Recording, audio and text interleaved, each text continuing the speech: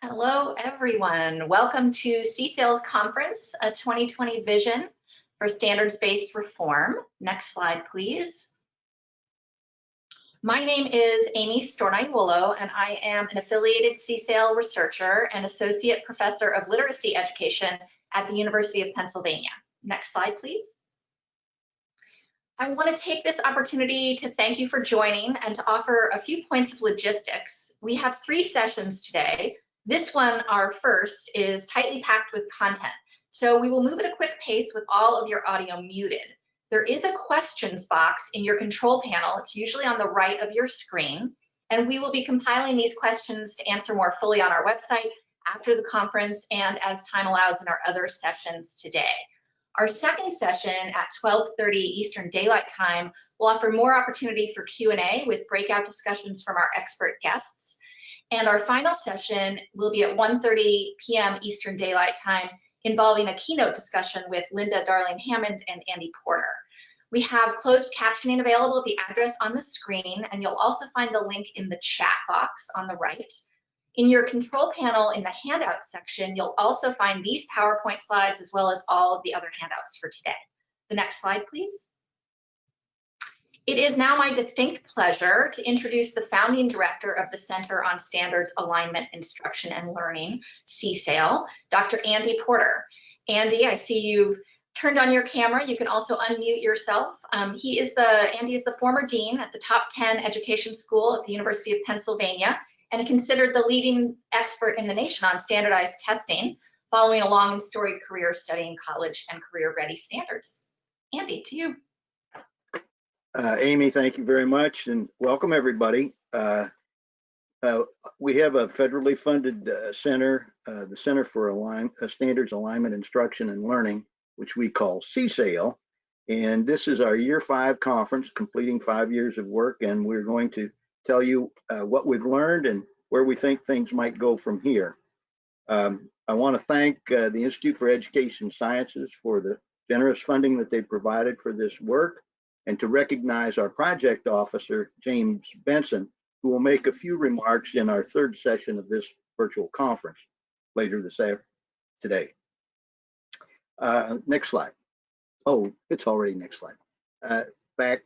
Okay, we have partners, institutional partners. The University of Pennsylvania is the lead institution, the American Institutes for Research, University of Southern California, Vanderbilt, the University of Delaware. We also, although we did this work in all 50 states, we have 4 special focus states, partner states: California, Massachusetts, Ohio, Texas. And we, joining us later in our work was the School District of Philadelphia. Now let me just say, we'll start this work in 2015, and where were things in standards-based reform in 2015? Well, 5 years earlier, the Common Core state standards had been published and initially adopted by well over most of the states. The Every Student Succeeds Act, ESSA, had just been passed, replacing No Child Left Behind. It was a time of returning leadership in education to the states. After the Common Core standards were adopted by many states, there was a big backlash in many of those states. And at that time, the federal government created 2 multi-state testing consortia. So that's where it was when we started the work. Now, our work has been guided by, next slide, please. Our work has been guided by a policy attributes theory. And basically what this says is that policies like ESSA will have greater impact on their desired targets of behavior to the extent that they're specific about what they want, that they're consistent, all of the policies one with another. And then policies can appeal to having authority with people, or they can have power, which means that there are rewards and sanctions associated with compliance.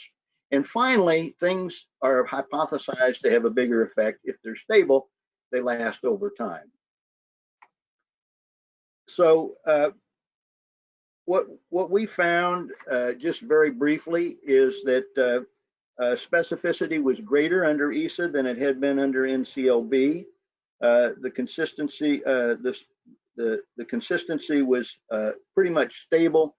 At the federal level, they still required state assessments and aligned to their standards. And the other pieces of the puzzle, like curriculum materials and teacher education, were not very much in evidence. The use of rewards and sanctions power was less, and the use of authority was more.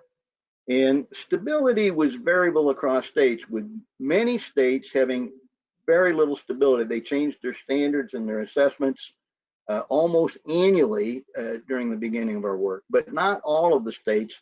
Texas and California, two of our partner states, were quite stable. Finally, we had no evidence at the aggregate level for the nation or for the states that student achievement improved under ESSA. And now I'll turn it back to Amy. Thank you, Andy. You can turn off your camera and microphone, and I'll welcome Mung Lee Song to audio and video. Next slide, please. Mung Lee is a CCL co-director and principal researcher at AIR, specializing in research design, advanced quantitative methods, and evaluations of educational programs and policy. Mung Lee. Thanks, Amy. Next slide. Just to provide a little context for the CCL longitudinal outcome study. So between 2007 and 2015, all states and DC adopted the so-called new college and career ready standards. And most states adopted the new standards in the form of the Common Core state standards. And over the past few years, there have been a lot of rhetoric, a lot of debate about the new standards, particularly about the Common Core. But there has been very limited empirical research on the impact of new standards on student outcomes. So this study is intended to fill in this gap by assessing the effects of new standards on student achievement as measured by NAEP, and also on high school graduation rate for all students and for key student subgroups. Next slide.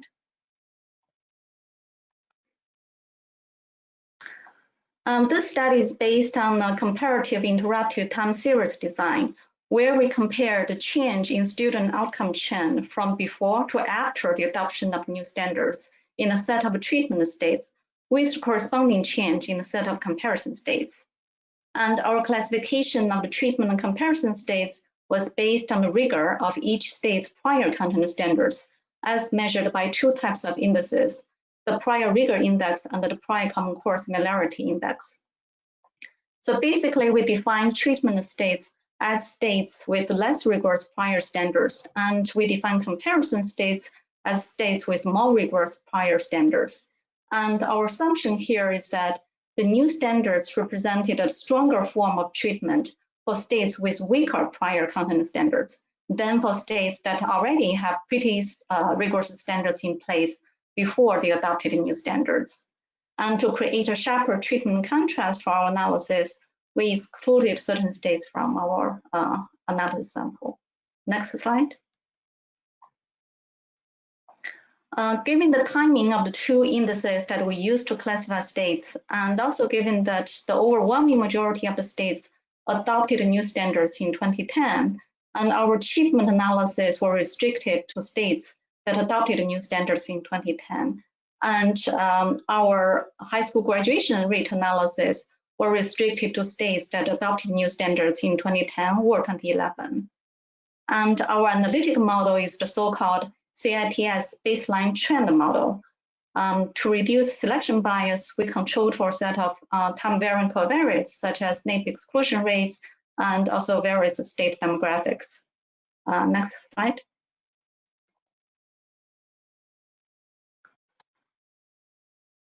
Okay. So this slide shows the NAEP achievement trends from before and after the adoption of new standards in treatment states and in comparison states.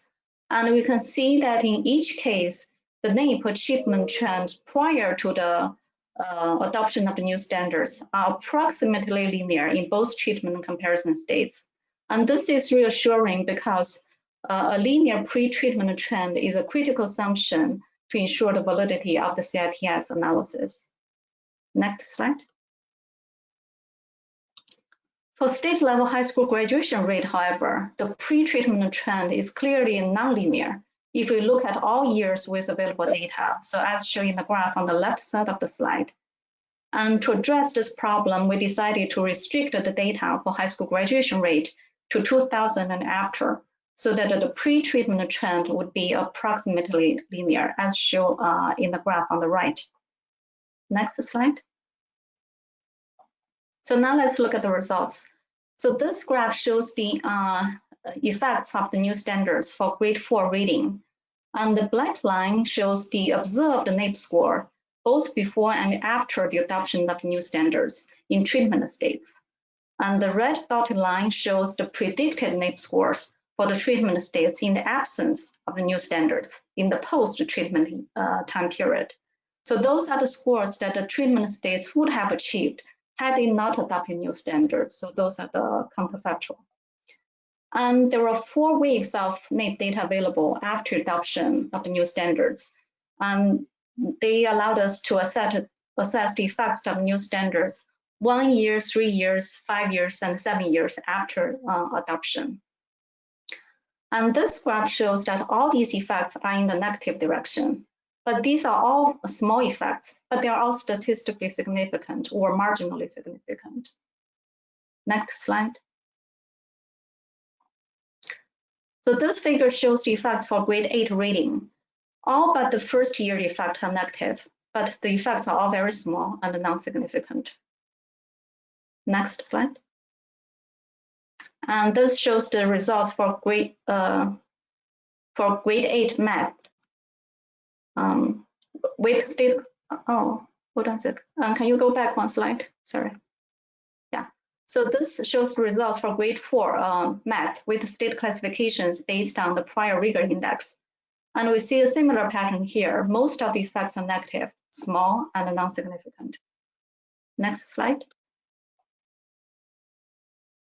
And this shows results for grade 8 math with state classifications based on the prior rigor index. And the 3-year, 5-year, and 7-year effects are all again are all negative, but the effects are generally small. But the 7-year effect does reach statistical significance with an effect size of -0.1 standard deviations. And the results for the effects of the new standards on math achievement with the state classifications based on the Common Core Similarity Index are generally similar, and none of those effects are significant. Next slide. This graph illustrates the effects of the new standards on high school graduation rate. And the 1 year, 2 year, 3 year effects are all negative, but only the 1 year effect is marginally significant, reflecting a 1.2 percentage point difference between the treatment and comparison states. Next one. So in summary, our results are a little disappointing. States' adoption of the new standards did not lead to improved student achievement or high school graduation rate during the time period we examined. Overall, most of the effects are small and non-significant. Many are in the negative direction, and a few even reach the statistical significance. Next one. So why are we not seeing the positive effects that we had hoped to see? There are several possible explanations. One is that perhaps the new standards are indeed no better than the old standards, which hopefully is not true. And another potential explanation is that perhaps the new standards are well designed with a great deal of potentials, but they have not yet been well implemented due to various implementation challenges. And here I also wanted to point out that the results that I just presented largely represent the early effects of new standards during the transition time period, because it typically took states 3 to 5 years to fully transition from the old standards to the new standards. So finally, the study has its limitations, so the results need to be interpreted with caution. And that concludes my presentation. I will now turn back to Amy. Thank you so much, Meng Li. You can turn off your camera and microphone, and I'm going to welcome Morgan and Adam to both audio and video. Morgan Polikoff is a CSAIL co-director and an associate professor of education at the University of Southern California, Rossier School of Education, specializing in design, implementation, and effects of standards, assessment, and accountability policies. So Morgan will be co-facilitating this opening session with me by leading discussions with leading experts to put CSAIL's findings in broader context. So I'm going to turn now to Morgan to introduce our first guest. Thank you very much, Amy. I'm delighted to introduce Adam Gamron, who's president of the William T. Grant Foundation, where he's launched initiatives aimed at reducing inequality in youth outcomes. Prior to joining WT Grant, Adam was the John D. MacArthur Chair in Sociology and Educational Policy Studies at the University of Wisconsin-Madison. Adam, thanks very much for joining. My pleasure. So let's talk about these results.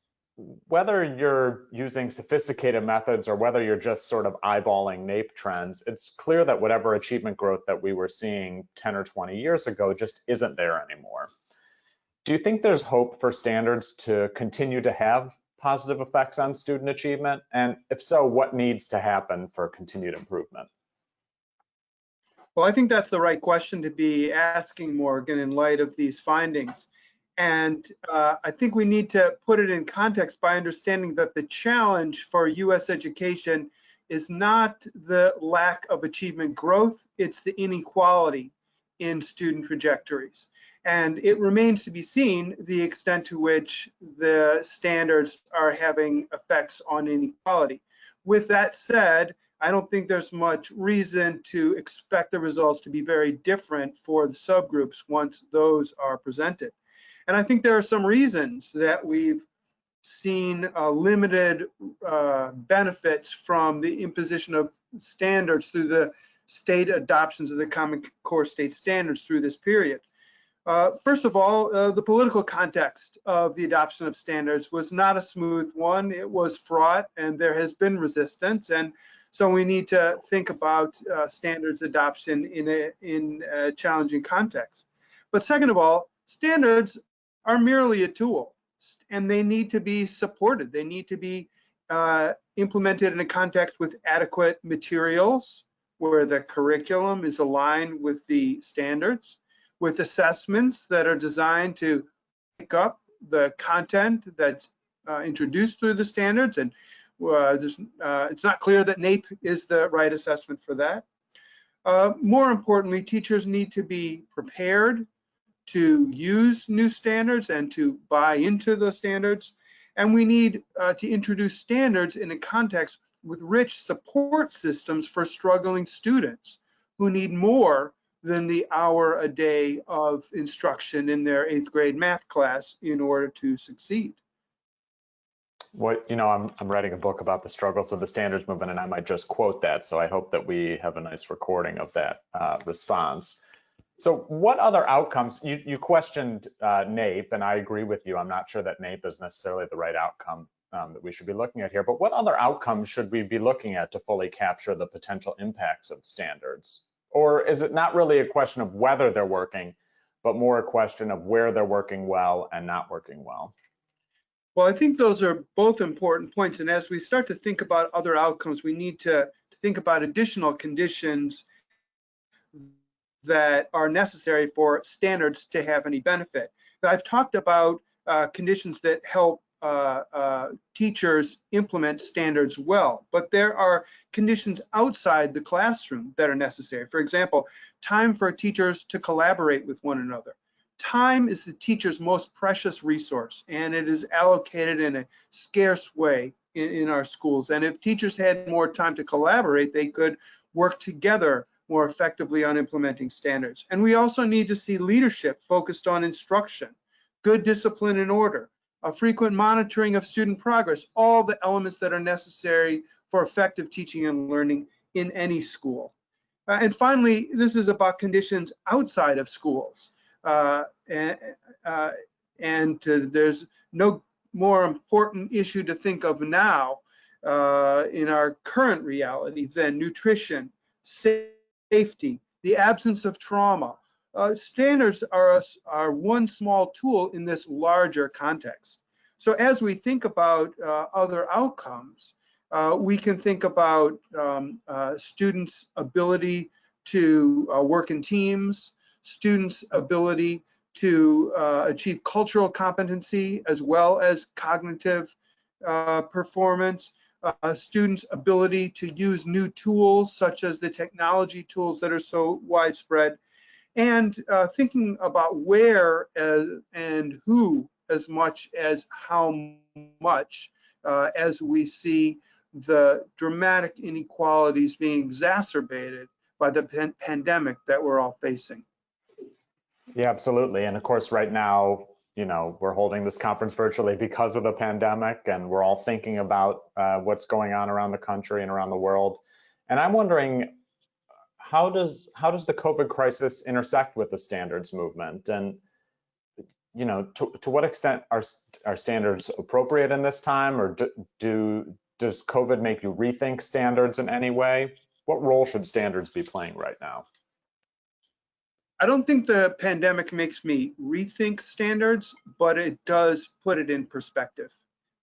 Because in a time where students are struggling to find food, to have safe places to live, secure environments, technology to keep up with their studies, at a time when students are isolated from their peers, at a time when teachers are struggling to reach their students, to fulfill their duties as teachers, often with important demands in the home, competing for their time, we can see that, yes, we need standards. We need to identify what students need to learn and be able to do. But that won't get us very far if we can't meet students' basic needs, if we can't provide them with nutrition and safety and the human interaction that they need to function as young adults. All right. Well, thank you for that interesting discussion. And I am now going to pass it back to Amy. Thank you so much. All right, thank you, Warren. And good work to the center and the great information that you provided us. Thank you so much, Adam. So I'm going to invite our implementation team onto camera now to present their findings. So we'll look at the next slide. We're joined by Nelson Flores, Associate Professor of Education at the University of Pennsylvania and leading expert in bilingual education, policy, and practice. We will also hear from Lynn and Doug Fuchs, Professors of Education at Vanderbilt University and leading experts in special education and standards assessment and instructional practice. But to begin the presentation of the implementation team findings, I first introduced Laura Desmond, CSAIL Co-Director and Professor of Education and Director of Research at the University of Delaware, who specializes in how state, district, and school level policy can improve teaching and learning and the role of teachers' professional learning in that endeavor. So to you, Laura. Thank you, Amy. I'm Laura Desmond, co-director at the center, and I'm going to share some of the key findings from our implementation line of work. Next slide. I first want to acknowledge and thank the wonderful team of graduate students and researchers who've worked on this project over the past 5 years. Next slide. The research questions that the implementation stream focused on were examining the policy environment according to the policy attributes for people at different levels of the system, the nature and quality of supports and guidance that educators were receiving, and finally looking at alignment to standards and how that differed for teachers in elementary school, high school, teachers of math and English language arts, and English learners and students with disabilities. Next slide. Our framework was to look at the relationship between the policy attributes and aligned instruction with the idea that this would be moderated by resources, professional learning, and challenges. Next slide. The data that we used to study implementation were state representative surveys in our partner states. And in Ohio and Texas, we had data from both 2016 and most recently 2019 and 20 We conducted interviews with state and district administrators every year of the study, and we did a series of deep dive case studies in our partner states to observe teachers and talk with them and their principals and district administrators. Next slide. So one key finding was that there were moderately high levels of the policy attributes across actors and different levels of the system. Notable here are that principals and superintendents had significantly higher buy-in than did teachers. And from 2016 to 2020, some respondents reported stronger policy environments related to the standards, more authority, consistency, and power. Next slide. In terms of teachers, one of the key findings was that teachers of students with disabilities were significantly lower in the reported authority for the standards, but teachers of math, ELA, and ELs had similarly moderate levels of authority. So they believed in the standards, they thought they were good for students. Next, and there was no change in this pattern from 2016 to 2020. Next slide. In terms of the top 5 resources that teachers said they wanted to support their aligned instruction, they wanted aligned curricula, digital tools, professional learning, assessments, information about instructional change. What's notable here are 2 things. One, that teachers in both Ohio and Texas reported these same 5 resources. And second, that wanting these resources didn't change from 2016 to 2020. Teachers still want these resources to support their instruction. Next slide. In terms of challenges, the top 5 challenges teachers named were mostly related to students, their ability, their preparation, their absenteeism, support from parents. The one infrastructure item was insufficient class time. As Adam said, time is very precious. Again, notable here, teachers in Ohio and Texas, very similar responses across states and no change in pattern over time. So these challenges are still being felt by teachers. Next slide, please. In terms of aligned instruction, we found wide variation in the extent to which teachers' instruction was aligned to standards. One key finding was that elementary math teachers had the strongest alignment to standards, and they increased in alignment from 2016 to 2020. Next slide, please. What predicts aligned instruction? We found that variation in alignment was related to having access to specific and aligned curricula, support from effective, high-quality professional learning, and being in an environment with stable standards and assessments. Next slide. We also found that there was some tension between teachers wanting specificity and guidance and district and states being hesitant to provide it so as not to infringe on local control. Next slide. We found that there was a shift from hard power, the perceived punitive sanctions associated with NCLB, to something we call smart power, which is more of a focus on rewards and supports. Next slide. And finally, we note that given all of our data collections, we found that professional learning and adaptive leadership played a key role in building authority, specificity, and consistency in supporting standards implementation. I will now turn the virtual podium over to my colleague, Nelson Flores. Thank you so much, Laura. So I'm going to be talking a little bit about our findings that are focused specifically on English learners. Next slide. So just to give you a sense of our different partner states, you can see that California and Texas are states that have large numbers of English learners, and that's been a long-standing population. Massachusetts being kind of a middle range state that has a growing EL population, and Kentucky and Ohio both having relatively small populations historically of English learners.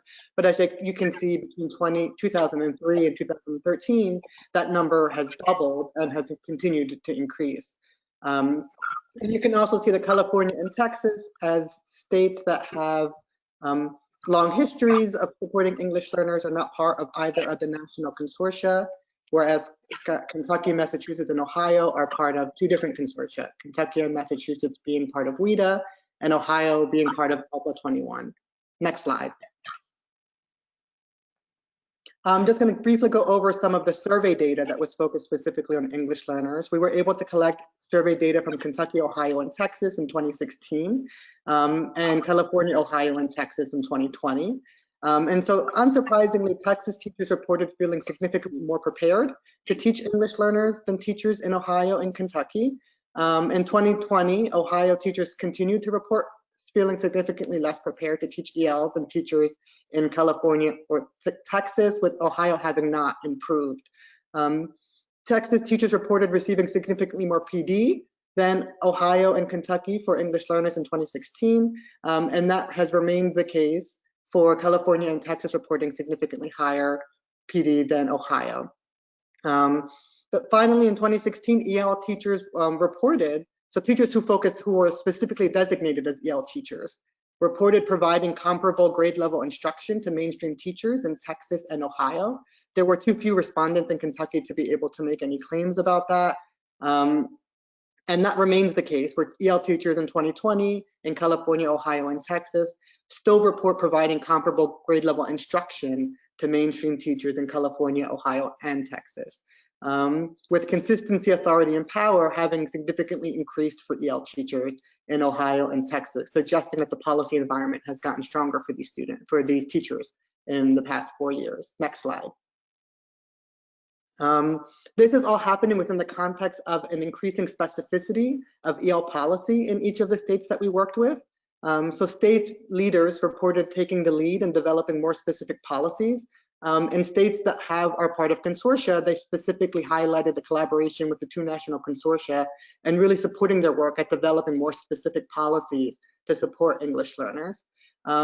And so what's interesting is, whereas the general accountability assessment systems, PARCC and Smarter Balance, have received a lot of pushback and resistance, most states are using one of 2 assessment systems for identifying, monitoring, and reclassifying ELs, and that has been relatively uncontroversial. In fact, the increasing specificity of these policies has been welcomed rather than seen as a threat to local control, because of its connection to authority as opposed to power. Next slide. Our deep dive data suggested a range of different types of districts in working with English learners. Oftentimes people think about things in terms of urban, suburban, or rural, and what we found is that actually wasn't the most meaningful distinction. There were a lot of contextual factors such as density, demographics, and history that played a significant role in the capacity of states and districts to support English learners. So this is kind of the beginnings of a typology, thinking about high numbers versus low numbers, and homogeneous versus heterogeneous populations, and the ways that these contextual factors are really important in understanding the capacities that districts and states have in supporting English learners, the type of programming that's possible in those districts, and how we can begin to think about differentiating the types of supports that states and national consortia are providing to districts and schools based on these types. Next slide. Finally, some of the implications of this is that simply covering grade level standards may not be sufficient as increasing EL achievement data, as seen in a Meng Li's study on the longitudinal study, and that creating a state level system of differentiated support for districts based on the typology proposed may be a way of supporting districts in raising EL academic achievement. And I could imagine the national consortia playing a role in helping to develop this differentiated structure. Finally, creating a research agenda to identify other contextual information that should be considered in conceptualizing this differentiated support can help create a more robust system of differentiation. So with that said, I'm going to pass the mic over to Dr. Lynn Fuchs, who's going to talk about students with disabilities. Hi, everybody. So I'm going to talk about 3 major conclusions related to the standards and students with disabilities. I'm going to summarize these conclusions briefly, and Doug will be elaborating on them in the breakout session on students with disabilities, which he'll also be the main moderator of. So 3 conclusions. Next slide, please. We derive these data from both the longitudinal study, which Meng Li talked about, and from the implementation study, which Laura explained and described, and which Nelson was talking about. Next slide. So our first conclusion is that the NAEP analysis provides little basis for thinking that academic standards reform boosts the reading or math performance of students with disabilities. And in the breakout, Doug will show you some actual data, some results from that. The second conclusion comes from the interview and survey data, which suggests that the lack of effects that we see on achievement may be exacerbated by a lack of buy-in about the idea of universal applicability of standards and by a need for more knowledge about appropriate instructional practices to support students with disabilities and their teachers. For example, state officials believe that the standards are appropriate for students with disabilities, whereas local administrators and building personnel, as Laura mentioned, express skepticism. And the degree of skepticism increases with the proximity of personnel, the familiarity of personnel with students with disabilities. Another example is state officials report messaging an increased accountability focus for students with disabilities, but district leaders say this isn't trickling down to schools and teachers don't remember receiving that messaging.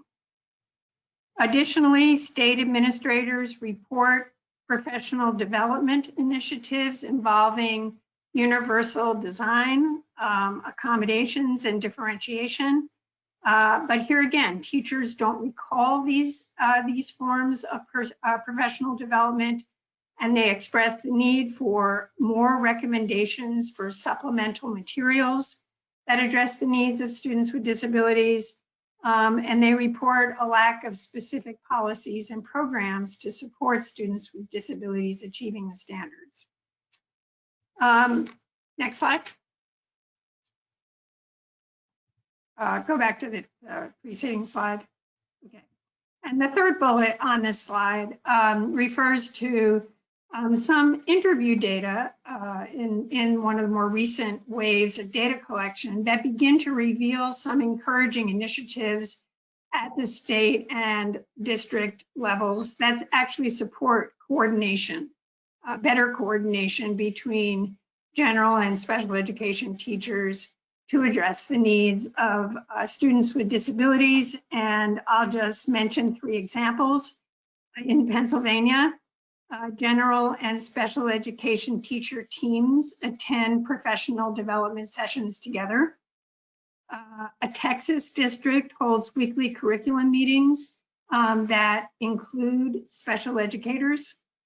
And Ohio state support teams work with schools to remove barriers to students with disabilities from meeting the standards. So we'll talk more about these issues in the breakout. And right now, I'll turn back to Amy. Thank you so much, Lynn, Doug, Laura, and Nelson. I'm going to ask you now to turn off your cameras and mute yourselves, and it'll invite Morgan, Brent, Kat, and Renee to all come to camera and unmute yourselves. I'm going to welcome Morgan Polikoff back to introduce our panelists and discuss with them the implementation team findings. Morgan? Thank you very much. So I'm going to introduce our panel here. Brent Malicote is Assistant Superintendent of Educational Services at the Sacramento County Office of Education, where he oversees early learning, foster youth services, K-12 curriculum and instruction, prevention and early intervention, and special education. Renee Bradley from the U.S. Office of Special Education Programs Research to Practice Division. Renee has a 23-year history at the department, including leading the LD initiative, the National Research Center on Learning Disabilities, and currently the National Center on Positive Behavioral Interventions and Supports. And Kat Still is Executive Director of ELPA 21, an English language proficiency assessment system supported by member states and housed at CREST. Kat, prior to joining the team at CREST, Kat worked as a program director for ELPA 21 at the Council of Chief State School Officers. So welcome to all 3 of you. So Brent, we have been doing standards now for more than 20 years. What would you say that we have learned about the do's and don'ts? And what do you think of the potential of standards-based reform to improve instruction and learning in the context of the structure of our educational systems? Yeah, well, good morning, everyone, and thanks, Morgan. And it's really a pleasure to be here. So I think I would lead with some of the do's that I've learned. I've been a classroom teacher. I've been a school principal. I've been a charter school director. I've worked at the California Department of Ed, and now I work at a county office of education. And some of the do's, probably the most important, is that we really think about sustained time when we're thinking about the professional development that's required to do standards implementation well. And along with that, that sustainability requires, and Adam was talking about this earlier too, the idea of really systematic collaboration, both across systems and within systems. So that kind of opportunity for intra-collaboration at school sites, within districts, but then also learning from others across districts. And I do think, you know, there's clearly no silver bullet on this in terms of doing standards implementation well. But if there's one thing that's been a common denominator when I've seen success happening around successful standards implementation, it is that element of collaboration. I think it's interesting. You know, everybody claims they've got a professional learning community, and now we start to see a shift where we've got all kinds of new names for professional learning communities. I was thinking about this morning. We call them huddles now. We call them professional learning networks now. We call them communities of practice. There's all these different names, and I don't get caught up so much in the name or the intricacies that go with each of those different kinds of collaboration, but it's that idea of systematic collaboration, both within a system and across a system, which is that common denominator that I continue to see when standards implementation is going well. And I would point out just quickly too that we need to really think about our school leaders in all of this, principals, vice principals, teachers that are on leadership teams. All of those folks need to really be front and center in this. If we want to position our principals and other school leaders as instructional leaders, we've really got to support them with the right kinds of professional development and the opportunities for them to be able to collaborate. Thank you. And I should say to all the panelists, feel free to pop in. I'm also going to direct questions to you, but feel free to pop in if you want to respond to anything that you heard. So Renee, you know, we heard, I would say, some maybe discouraging findings from Lynn and Doug Fuchs. So how might schools address the tensions between these ambitious career and college-ready standards and the individualized needs of students with disabilities in order to actually enhance outcomes for these students? Morgan, thanks for giving me an uncomplicated question to address in a really short time period. I'll try, and we'll do a lot more. You have 2 minutes to solve special education. There is definitely a tension, but I wonder how much of that tension is a remnant of our history that we've yet to let go of. It's not just for students with disabilities that this tension may exist, but it's for many children that are failing to make expected progress. So your question asked about suggestions on how to address. So I'm going to throw out 4 possibilities. Number one, I would say that we need to be careful not to let the tensions or the level of difficulty serve as an excuse for inaction or failure to apply these standards to students with disabilities. For students with disabilities, in almost the 45-year history of the predecessor to IDA was passed, these students have defied time and time again the common misperception of their limited performance or achievement. And we now have numerous examples of college and career ready standards coexisting quite well with individualization. Secondly, I would posit that instruction should be organized in a systemic, tiered system of support for all children. MTSS by design promotes individualization for all, and it's based on their needs, not a label, not gender, not geography. This universal tier 1 instruction can provide the foundation for us to be able to align grade level instruction and standards for all children, not just children with disabilities. And then additional tiers provide the framework for more levels of individualization. not only the instructional content, but most important, the instructional delivery, the strategies and supports that are needed to ensure access and progress. Third, the professional development and ongoing coaching support that's already been addressed on effective instruction. We say it's critical, but rarely is sufficient time provided. And our strongest efforts need to be directed towards the leverage points that we know make the biggest difference. And lastly, I would say that we continue to need to work on our policy practice outcome loop. And that's yet to be conquered by, I think, anyone. Like many policies, the intent may be appropriate and aspirational, but we continue to stumble on the implementation. Standards or testing doesn't close gaps. Good instruction is what closes gaps.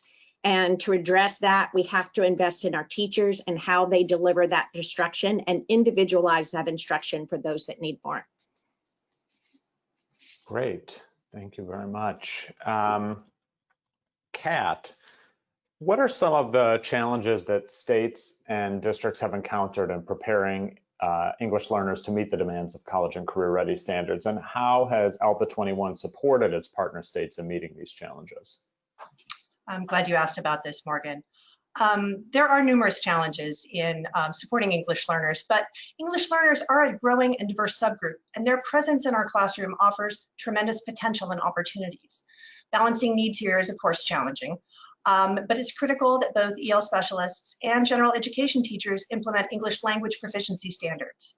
This supports English learners and their growing mastery of both the English language and the academic language of the content area instruction. So that is one of the big challenges that we see. And this kind of ties back to Brent's theme about collaboration. The more we can collaborate across these areas, we better support these English learners. So for example, when planning instruction that engages English learners, it's important that both content area classroom teachers and language specialists can work together to ensure that English learners are afforded comprehensible standards-based instruction to provide equitable access to the content while they're progressing toward full proficiency in English. In terms of how we meet the challenges, the ALPA 21 system was built from the ground up to meet these challenges and support the new and rigorous standards that emerged from the college and career ready movement. Our ELP standards carry embedded linkages to the language skills, knowledge, and abilities required to participate in grade level academic work and discourse. So by lining up these new college and career ready standards from the start, ALPA 21 was poised to meet these challenges. We supported and continue to support our partner states by being true partners. Our states wanted ELP standards that reflect current research and understanding of how the brain learns and uses language and how language is developed in academic and social settings. They wanted standards to be informed by educators who know English learners and not just by researchers, and wanted to avoid the prescriptive nature of prior standards. So our standards are state-led and research-informed, and were created by practitioners who know and work with English learners. Thus, they meet the needs of agencies, EL programs, and classroom educators. All right, thank you very much to all three of you. It was a brief discussion, hopefully just the start, and I'm going to pass it now back to Amy. Thank you so much, Morgan, Brent, Kat, and Renee. And I know we'll look forward to more discussions about these topics in the breakout sessions. You can all turn off your cameras and mute yourselves now. And I'm going to welcome Tony to turn on audio and video. Tony Smith is a principal researcher at AIR and a member of the CCL research team, specializing in teacher professional learning and math education. Tony. Thank you, Amy. The Feedback on Alignment and Support for Teachers, or FAST study, is a randomized controlled trial test of the impact of a virtual coaching program on teachers' instruction and their students' achievement. I co-led this study along with my colleague, Mike Garrett, who's a vice president at AIR and is also a co-director of CSAIL. In this presentation, I'll provide an overview of the FAST program, describe the design of the experimental study, and then share some preliminary results from that study. Next. The FAST program is intended to support teachers in better understanding their state standards and implementing instruction aligned to those standards. It focuses on 4th grade math and 5th grade ELA. Next. The program includes 3 components, and these are all described in detail in that conference handout that you see in your GoToMeeting control panel, but I'll just give a brief overview here. The first component is personalized coaching. Teachers meet with a FAST coach who's an expert in math or ELA individually and as part of collaborative teams to discuss the content of their instruction and identify ways to strengthen the alignment of their instruction to their state standards. And these meetings occur virtually using video conferencing technology. The second tool, the second component, is a pair of tools to support alignment on reflection. Teachers use instructional logs in which they document the content they taught, as well as lesson video recordings to analyze their teaching with their instructional coaches during the individual coaching sessions. And finally, the FAST program offers an online library of resources. This library includes resources to help teachers better understand their standards and lesson activities that they can use in their teaching. After the individual coaching sessions, FAST coaches recommend resources from this library that teachers can draw upon as they enact the next steps that they identified in their meetings together. Next. Our experimental study of the FAST program was designed to answer 3 research questions. How is it implemented? Does it lead to greater alignment of teachers' instruction with state standards? And does it lead to stronger student achievement? Next. We conducted the study in 5 districts located in 3 states. Across the 5 districts, we recruited 56 schools to participate. When compared with the national population of public schools serving students in the study's target grades of 4 and 5, the schools in this study tended to be larger, they were more concentrated in urban areas, and they served higher percentages of minority and disadvantaged students. Within each district, we randomly assigned half of the study schools to either the treatment condition or the control condition. And 2 of our 5 districts had an odd number of schools, and so in those districts, we assigned more to treatment than control, giving us a total of 29 schools in the treatment condition and 27 schools in the control condition in our study overall. Next. We implemented the FAST program in the treatment schools during the 2017-18 and 2018-19 school years. We intended for teachers to complete 5 team meetings, 5 individual coaching sessions, 5 videos, and 5 logs in each of the 2 years. To address our first research question regarding implementation of the program, we collected program artifacts like teacher attendance sheets or coach logs documenting activity in the coaching sessions throughout implementation.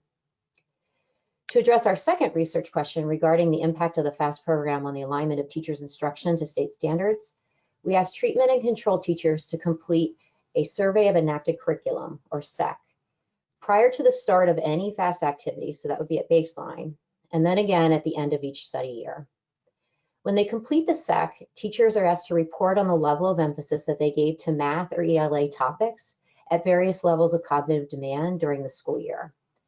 This information is then used to analyze the alignment of their instruction to their state standards.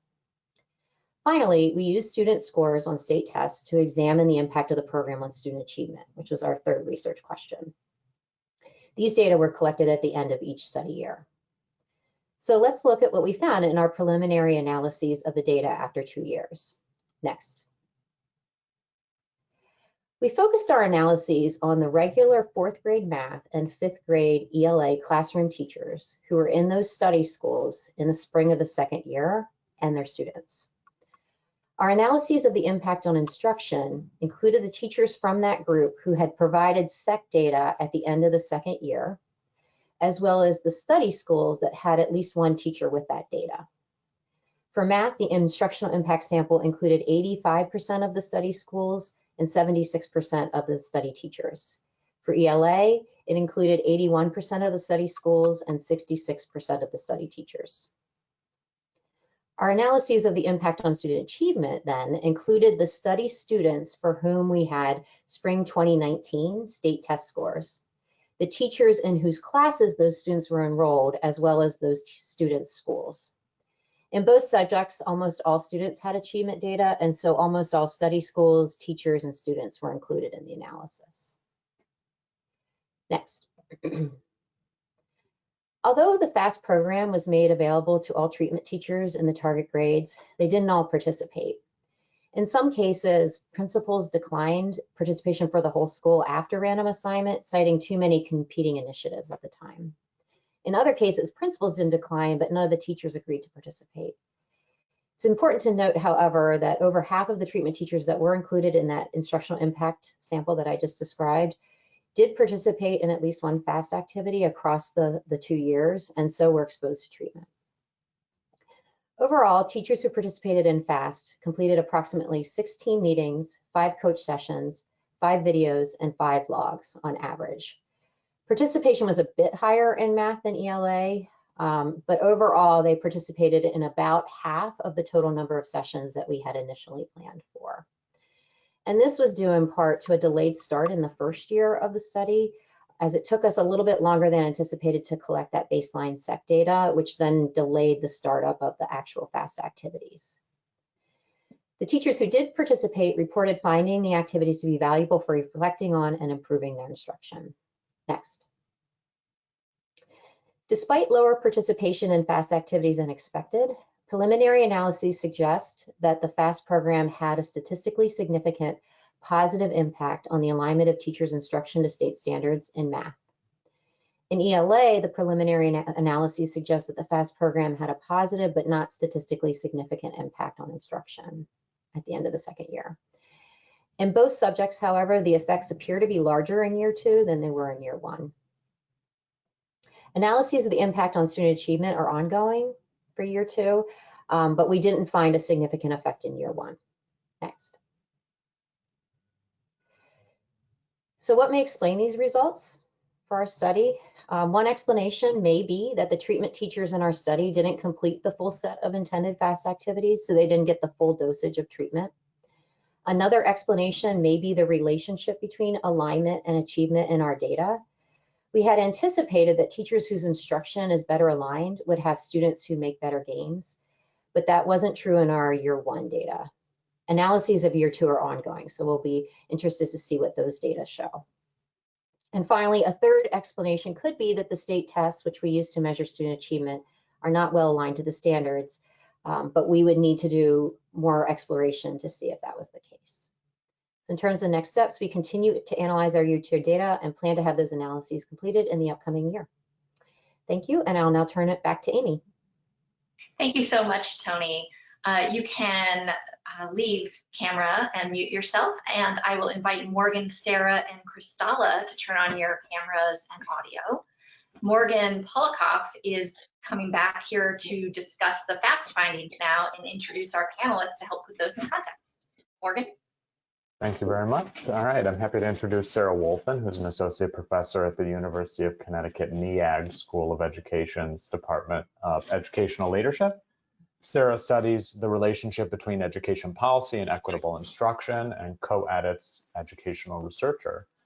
And Dr. Kristalla Musa is Distinguished Professor of Teacher Education and Director of the School of Education at the University of Delaware. She has expertise in the learning sciences, including teacher learning, applications of technology in K-12 classrooms, and teaching and learning outcomes in ubiquitous and mobile computing environments. So, Sarah, the FAST intervention results that we just heard about suggest that we can move the needle on instruction in desired ways, but that this progress is spotty and uneven. For instance, we saw bigger changes in math than in English language arts. What are you seeing out there in terms of ways to consistently improve instruction and drive alignment that work at scale? And what about ways to effectively differentiate instruction for English learners and students with disabilities?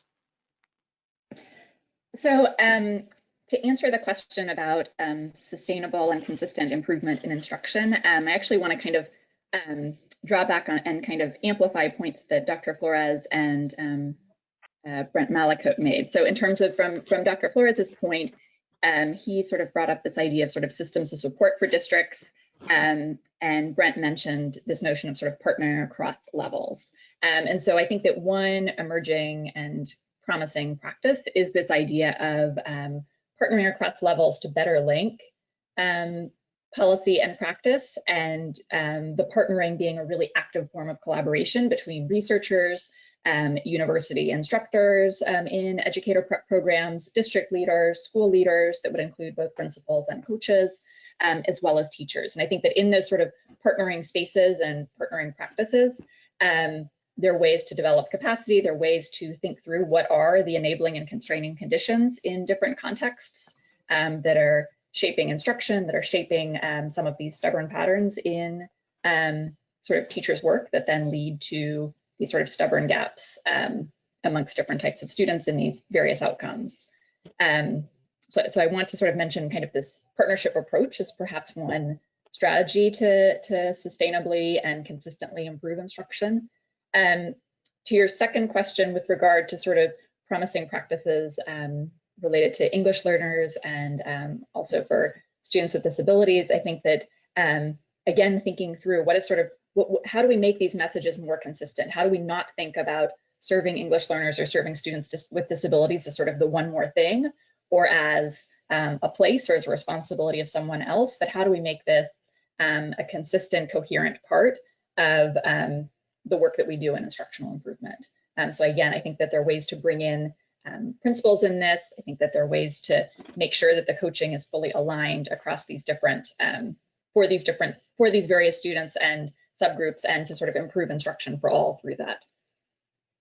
Just to follow up briefly on the first question, I'm wondering if you have, are there some examples of sites or places where you think that this is going well, or research where you've seen this, you know, these kinds of collaborations across levels highlighted? So I think one long-term project was the MIST project related to improving math instruction that was based at Vanderbilt. Jen Russell also has a partnership approach in looking at math coaching in Tennessee. So those are sort of two that I'm thinking of right now. Okay, thank you. So Kristalla, we're in a new online world now. Who knows how long it's going to last, but clearly there are going to be ripple effects for years. So what do the FAST intervention results tell you about the promise and the challenges of online teacher support and coaching? Great, thank you. Thanks for having me, and thank you for the question, which is very timely, as you might imagine. So certainly the shift to remote teaching made it very clear that we need to be working on new models of teacher professional development and support. Although there's a rich body of literature on online professional development, I would say that its potential to support teacher learning, it's still a little bit under-investigated. So we do need more rigorous studies, such as the FAST study, that look at the role of virtual coaching, for example, in being able to facilitate, you know, that teacher learning and really identifying strengths and weaknesses. So we do know that online professional development could be effective, and it could provide the time and space for both synchronous and asynchronous interactions. It could also offer opportunities for teachers to reflect on issues of practice, either individually or in collaboration with colleagues. And coupled with this idea of virtual coaching, which I think it's gaining a lot of momentum, similar to what was offered in the FAST study, I think online professional development could really provide a more customized type of learning experience that could directly support teachers' pedagogical practice. I would say the use of video in particular can help teachers learn how to notice and assess their practice. And again, there's plenty of literature in support of that. Much of it has been done in face-to-face sessions. So I would say one of the biggest challenges we have as we think about online approaches is thinking about what has been done in face-to-face session and how can be translated into online environments, and how can be translated in ways that could also be able to scale and sustain after the end of the intervention. For example, some of the new approaches to online professional development would allow for more personalized feedback, but also opportunities for peers to provide feedback. So for example, new tools would allow teachers to annotate video together. So instead of, you know, having this one directional approach where the coach just provides input or feedback to the teacher, you have teachers working together, you know, examining, you know, records of practice. So in terms of challenges, though, as you might imagine, you know, this doesn't come easy. And I think we have all seen it through the pandemic, you know, how challenging it was for teachers across the board, including teacher educators. So there has been, you know, long stream of literature really encouraging teacher education programs to include some of those approaches, you know, in their preparation programs, which I think we should take a little bit more seriously. So I would say, you know, there are definitely constraints when we think about, you know, this type of online approaches. One being time. You know, I think Adam really said it very nicely in the introductory remarks, you know, that time is really the most precious resource for teachers. So thinking about how we can structure online activities in the context of teachers' day, it's very important. Sometimes there's this misguided belief that if it's online, it's easier, or if, you know, because it could be done anytime, any place, that teachers should be doing it outside of school time. And I think, you know, that's one issue that we need to be careful. I would say the other issue is that technology, and again, you know, that came very clearly through the pandemic, you know, the teachers' expertise. So as much as possible, if we can leverage tools that schools are already using and teachers are already using, we're more likely to see sustainability of those efforts. Technology changes very rapidly, so asking teachers to master new tools all the time, you know, could be really very time consuming and could really turn them off. So the last thing I would say, you know, is a lot of times we think about online as just simply doing activities that, you know, put teachers in front of screens. And I would say the value of the FLASH study and the way they've approached it is this combination of digital and non-digital activities, so that teachers have the opportunity to videotape their classroom, but meet with a virtual coach. So as much as we can think about opportunities in which we can combine the virtual, the digital with the face-to-face, so that any experiences are anchored directly in teachers' classrooms, I would say, you know, that would be beneficial. All right.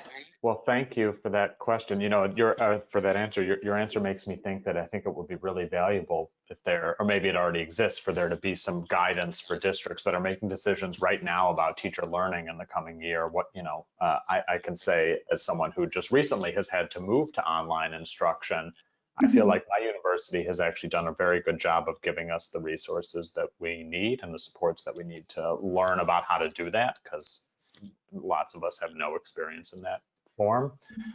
So that could be a really valuable resource. So thank you both for your comments, and I will give it back to Amy. Thank you, Morgan. Thanks, Sarah. Thanks, Cristalla. Morgan, you can stay on, and Sarah and Cristalla can move off camera. And now we can invite Jeff to jump on video and audio as we transition to our final discussion of the session. So Morgan, you can introduce our next guest, and I'll pop off. All right, thank you. Hi, Jeff. Jeff Pelzel is the superintendent of the Newhall School District in California, up the road from me. Prior to his appointment there, he had served as assistant superintendent of instruction, a school leader, a mathematics and a psychology teacher in both California and Washington State. So, Jeff, so in terms of standards implementation, what do you think that district leaders need most from their state departments of education or other state-run agencies, like, for instance, counties in California? And how could the state support the district better? Oh, you're muted.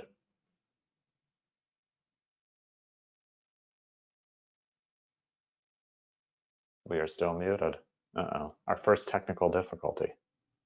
Yes, can one of the organizers jump? I'm good now. I'm good. Yeah, someone unmuted me. It was controlled. So, you know, in terms of when I think about the, you know, state supporting school districts and those kind of things, you know, obviously the biggest part is the funding structures that are in place to be able to put systems and structures. What I've loved so far this morning and what I've heard, and I think about the work that we're doing in the Newhall School District, it really is about ongoing systemic approach to the work that we're doing. It can't be this drive-by, this is our fad this year, this is what we're taking on this year, and then we're moving on to something new the following year. And so you have to have that consistent ongoing structure and support. And I also do think accountability is important in this. You know, when I think about, you know, you want to support English learners, you want to support students with disabilities, it's really disaggregating the data and looking at student group outcomes overall. And that accountability structure is a benefit for school districts. Whether we like it or not, and the outcomes that we may be getting may be rough, but I do think that accountability does drive us to improve what we're doing each and every day across the district. So when you look at peer districts that are also really succeeding, what do you think are some of the common threads you observe, and what about the flip side? What about districts that are struggling? What are they missing? You've already talked about collaboration, so we don't need to beat the collaboration horse to death, but are there other things that you think are really important, maybe that you haven't heard about in the comments so far? Well, it was mentioned about the aligned curriculum, and I think school districts that are accelerating really take time when they make a decision around the curriculum that they're going to choose to adopt. They go through a really vetted process that involves stakeholders from across your district or across their entire district, and really take time to think through that important decision, because when you're adopting curriculum, you're going to sit with that for 5 to 7, maybe 10 years, depending upon the funding source. So it's easy to get caught up in bells and whistles and things looking good, but from a packaging perspective, but you really have to get in to have your teachers look at that curriculum and understand the standards that we're expected to teach, and does that curriculum align to what we're being asked to do. So the curriculum issue, I think, is a great one, and I think something that Newhall seems to have had a really coherent approach to. I was wondering if you could maybe just talk for, we believe it or not, we're actually ahead of schedule, so we have a few extra minutes. I was wondering if you could just talk for a minute or two about Newhall's approach to curriculum, and sort of what you've learned over the last few years as you've been implementing these new core curriculum programs in your district. So, I'll speak in particular around math, because I think that's one of the things that we're really proud of is our efforts around mathematics instruction. And, we began 5 years ago on this journey as we were transitioning to Common Core standards and those kind of things in our district. We really grounded ourselves in the standards before we ever really looked at the resources that were out there. We wanted our teachers to unwrap those standards. We brought in a professional expert, a consultant that worked with our teachers 4 years. We spent 4 years having ongoing professional development. 3-4 times a year, classroom teachers pulled out at a grade level, working with this expert, really deepening their knowledge around what are those effective practices, really looking at the mathematical practices, not just the standards, to shift our classroom instruction from to more of a teacher of facilitator of learning and those kind of things. And then we went about looking at the curriculum that was going to match our approach to teaching that we knew would move kids along in the academic progress. And so that's when I talk about that, not a drive-by. It really took an ongoing effort over those 4 years. And now, and also the other part that really resonated with me in that last conversation was we hired in our onset of this work, we hired 4 instructional math coaches in our district, and we're 10 schools, but we had 4 instructional math coaches who really focused in primary and upper grade and worked with classroom teachers to help build that capacity. So it's this coaching model, it's the curriculum, and it's the alignment to the standards, I think, that's made a difference. And we have an ongoing data analysis system that we use all the time, looking at student group data to disaggregate which kids are getting it, which kids are not, and we have what we call WIN, what I need time, response to intervention time, built in, and those structures are in place in our district. All right, I'm going to give you 30 seconds for this answer. So how are you thinking about teaching and learning for the coming year in light of COVID, and what supports do you need aside from the money, which you already talked about? Maybe the answer is just money. The issue right now is we're probably going to have 2 models. We may have a 100% distance learning model, and we probably will have some kind of hybrid model to start the year based upon what we know right now. I think it was just talked about, helping teachers understand the best and most efficient ways to engage kids in learning in a distance learning model is what our challenge is, and we're going to have to provide ongoing professional development to support teachers in that work as we move forward. All right, thank you so much, Jeff. Nice to talk to you. Good luck. Nice to see you. And thank you. I'm going to pass it back to Amy. Thank you so much, Morgan and Jeff. That was a really interesting discussion. You both can turn off your cameras and mute yourselves. And I just want to tell everyone, thank you so much for joining today for our first session. A reminder that our breakout sessions begin at 12:30 Eastern time, which is 15 minutes from now. And you can see the 5 breakout session topics on the screen. So we've got curriculum, multilingualism, leadership and governance, professional learning, and working with standards and students with disabilities. So if you need, the link to register for one of those sessions is in the chat. And then the next slide, I believe, will give us information about the closing keynote discussion between Andy Porter and Linda Darling Hammond at 1:30 today at Eastern time. And you should have received your join link for those sessions, but you can also go on our website or click the link in the side. Thank you again for coming, and we are going to leave this information on the screen, but close the session shortly. Have a great rest of your day.